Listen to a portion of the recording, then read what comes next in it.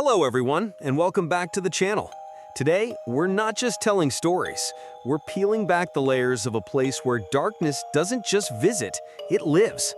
Prepare yourselves, because we're about to delve into 5 chilling true stories from the infamous Cecil Hotel, a place so steeped in mystery and horror, it'll make you question everything you thought you knew about hotels. The Mysterious Death of Elisa Lam, 2013. In early February 2013, the world's attention suddenly converged on a bizarre, chilling, and profoundly haunting security video released by the Los Angeles Police Department, LAPD. The footage captured the last known moments of Elisa Lam, a 21-year-old Canadian student, before her mysterious disappearance at the Cecil Hotel in Los Angeles.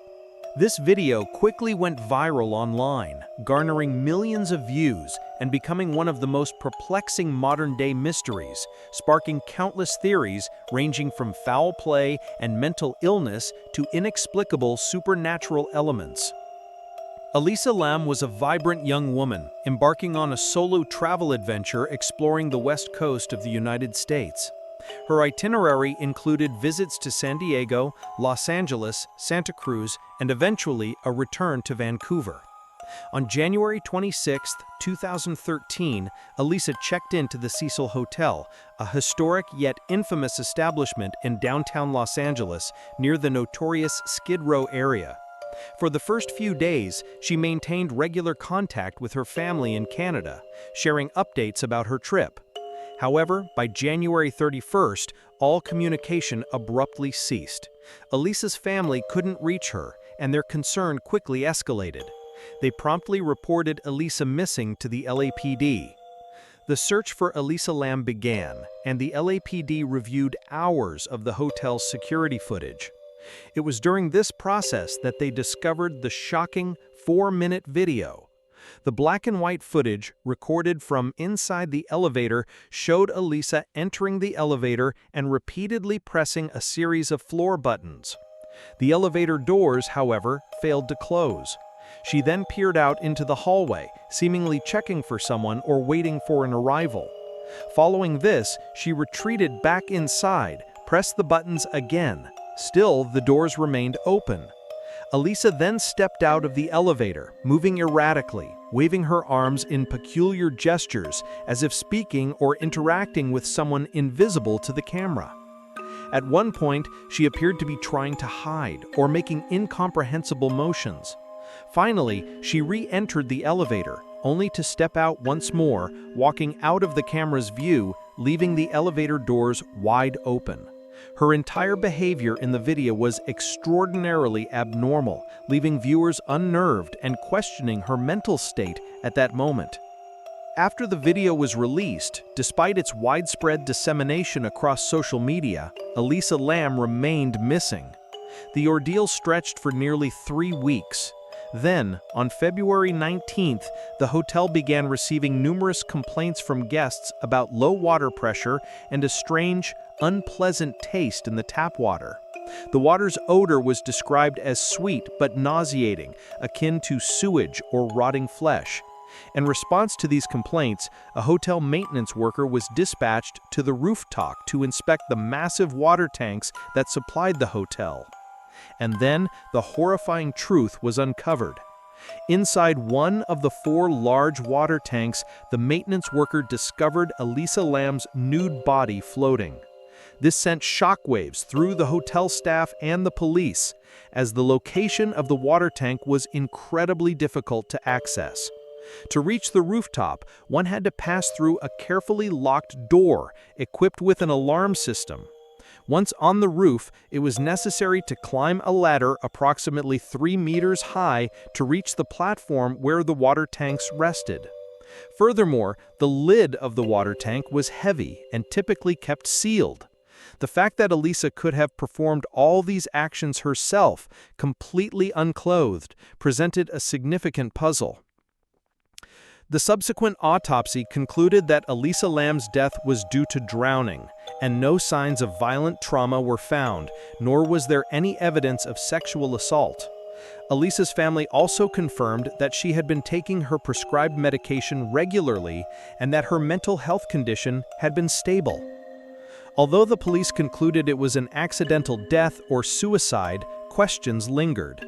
Why did she behave so strangely in the elevator? How could she have accessed the water tank on the roof unnoticed? And if it was suicide, why choose such a complex and painful method? Many theories have been put forward, from the possibility of hallucinations due to her medical condition or an undetected drug, to the involvement of a third party who pushed her into the tank, or even supernatural elements suggesting the spirit of the hotel might have influenced her. The case of Elisa Lam remains one of the greatest unsolved mysteries, a modern-day ghost story inextricably linked to the name of the Cecil Hotel. It not only haunted those directly involved, but also instilled fear and curiosity in millions worldwide, leaving everyone to ponder what truly happened on that fateful night at the Cecil Hotel. Richard Ramirez, The Nightstalker, the 1980s. The Cecil Hotel, for all its architectural grandeur and storied past, carries an even darker legacy. It served as the unholy sanctuary for one of America's most notorious serial killers, Richard Ramirez. Operating under the terrifying moniker of the Nightstalker, Ramirez unleashed a reign of terror across California in the mid-1980s, turning the Cecil into his chilling base of operations. His presence alone casts a long, sinister shadow over the hotel's already troubled history, painting it not just as a place of strange deaths, but as an unwitting accomplice to pure evil. From June 1984 to August 1985, Ramirez perpetrated a horrifying string of crimes that included at least 13 murders, numerous rapes, and brutal assaults, primarily targeting unsuspecting victims in their homes. His methods were characterized by extreme violence and a complete lack of remorse, leaving a trail of fear and destruction throughout the Los Angeles area and beyond. What makes his connection to the Cecil Hotel particularly chilling is the sheer audacity and normalcy with which he conducted his monstrous double life. After each gruesome act, Ramirez would often return to the Cecil Hotel, seemingly unfazed by the horrors he had just committed. He would walk through the bustling main lobby, sometimes still spattered with the blood of his victims, without raising an ounce of suspicion from the hotel staff or other guests. The Cecil, with its sprawling layout, constant flow of diverse individuals, including many transients due to its proximity to Skid Row, and relatively lax security, provided the perfect veil of anonymity for a predator like Ramirez. He could blend in, disappear into the background, and evade detection with terrifying ease. Imagine the scene. A man fresh from committing unspeakable atrocities, casually discarding blood-stained clothes in the hotel's dumpster at the rear of the building, then calmly re-entering the main entrance as if he were just another tourist or weary traveler. This level of brazenness is almost as horrifying as the crimes themselves. The hotel, unbeknownst to its owners and most of its residents, was harboring a monster. It became his personal sanctuary where he could unwind, plan his next attack, and simply exist without scrutiny. A chilling contrast to the chaos and terror he inflicted outside its doors. Ramirez's choice of the Cecil was not accidental. The hotel's location in downtown Los Angeles, particularly its adjacency to the impoverished and often overlooked Skid Row district, offered him a fertile hunting ground for vulnerable victims. It also provided a ready supply of people who were less likely to report suspicious activities or draw attention to themselves, allowing Ramirez to come and go without much notice.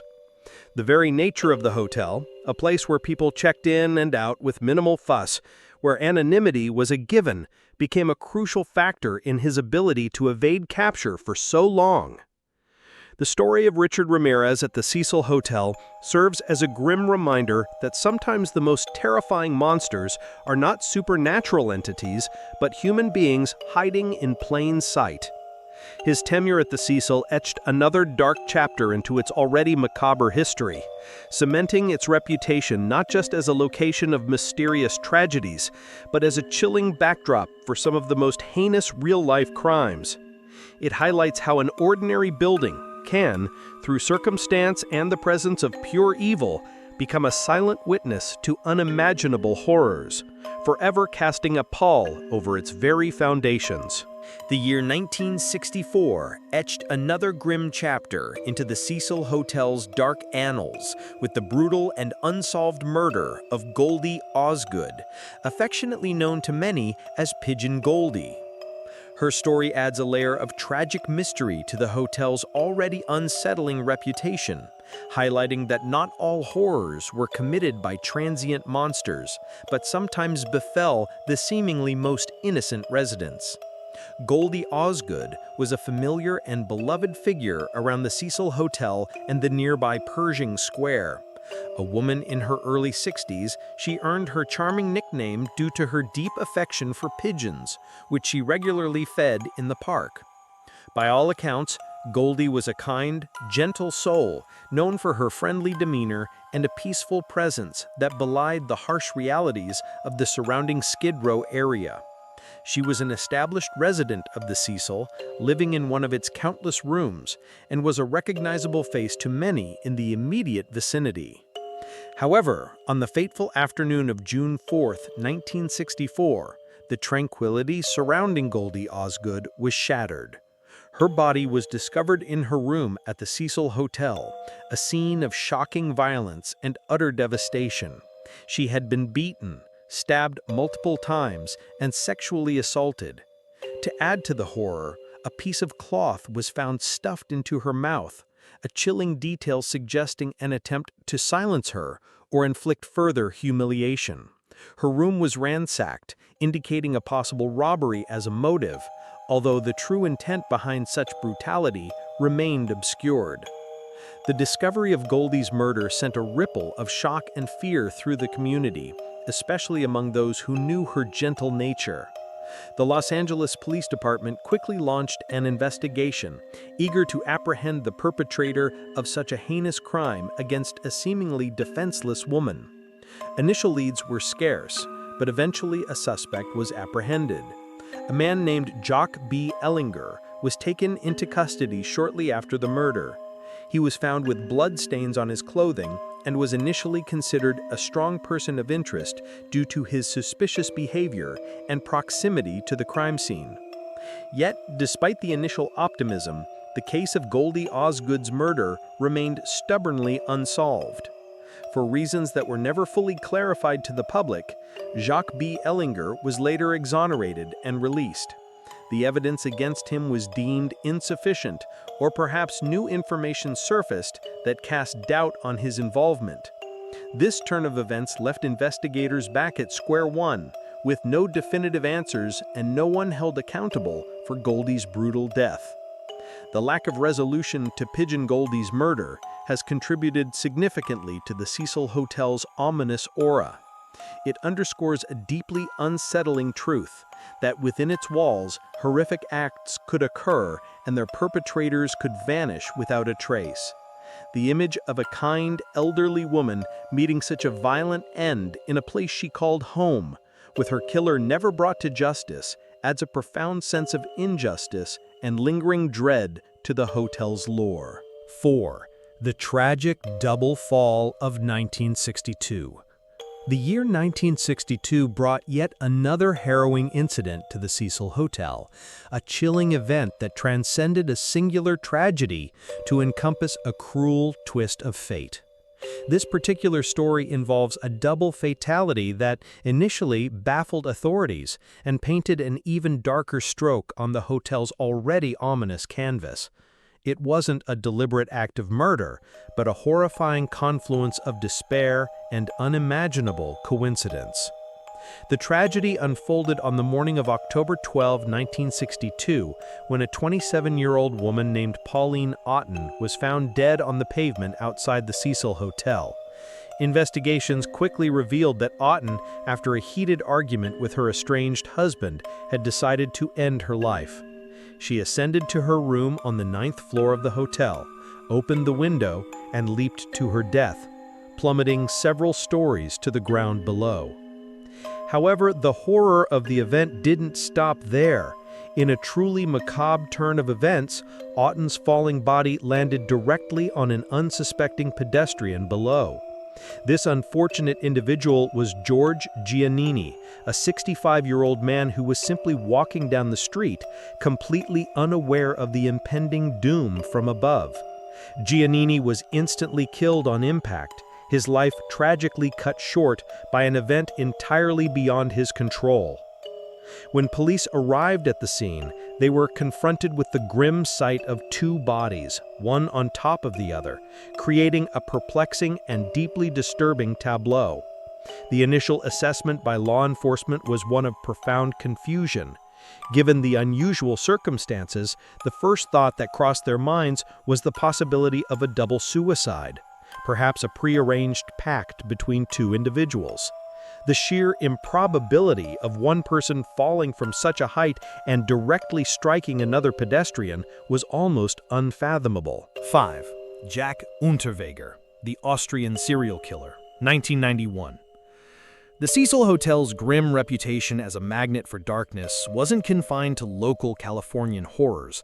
It extended across continents, drawing in a particularly chilling international figure in 1991. Jack Unterweger, an Austrian journalist and acclaimed author. His presence at the Cecil, following in the ghostly footsteps of Richard Ramirez, solidified the hotel's unsettling notoriety as a haven for the most depraved minds. What made Unterweger so uniquely disturbing was his public persona. He was not just a criminal, he was a celebrated literary figure in Austria, having achieved fame after being released from prison. He had served a sentence for murder, yet, astonishingly, he managed to reinvent himself as a successful writer and a vocal advocate against crime, frequently appearing on television talk shows and being hailed as a prime example of rehabilitation. He even published an autobiography that became a bestseller. In 1991, Unterweger arrived in Los Angeles with a seemingly legitimate purpose to write an article for an Austrian magazine about crime and prostitution in the city's underbelly. He checked into the Cecil Hotel, a choice that, given its location near Skid Row, seemed logical for someone conducting such research. However, his true intentions were far more sinister. Unterweger wasn't just researching crime, he was actively committing it. During his stay at the Cecil, Unterweger used his journalistic research as a cover to prey on vulnerable women.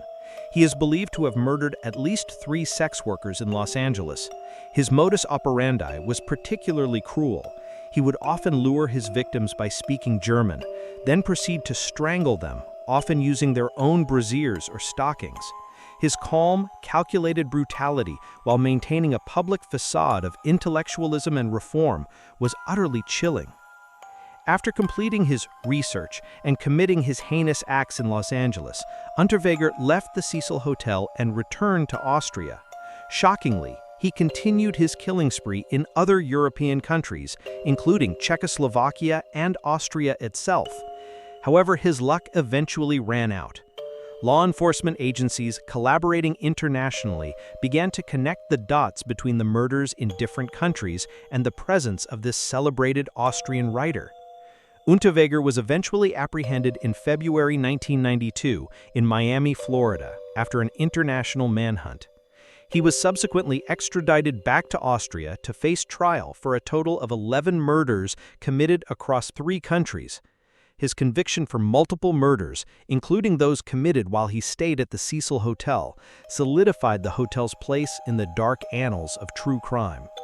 The story of Jack Unterweger at the Cecil Hotel serves as a grim echo of the Ramirez case, reinforcing the notion that the hotel, whether by chance or a darker pull, seemed to attract individuals capable of unimaginable evil. It underscores a terrifying truth that monsters can walk among us, disguised by respectability, and that even a seemingly ordinary hotel can bear witness to their unspeakable acts, forever contributing to its haunted and infamous legacy.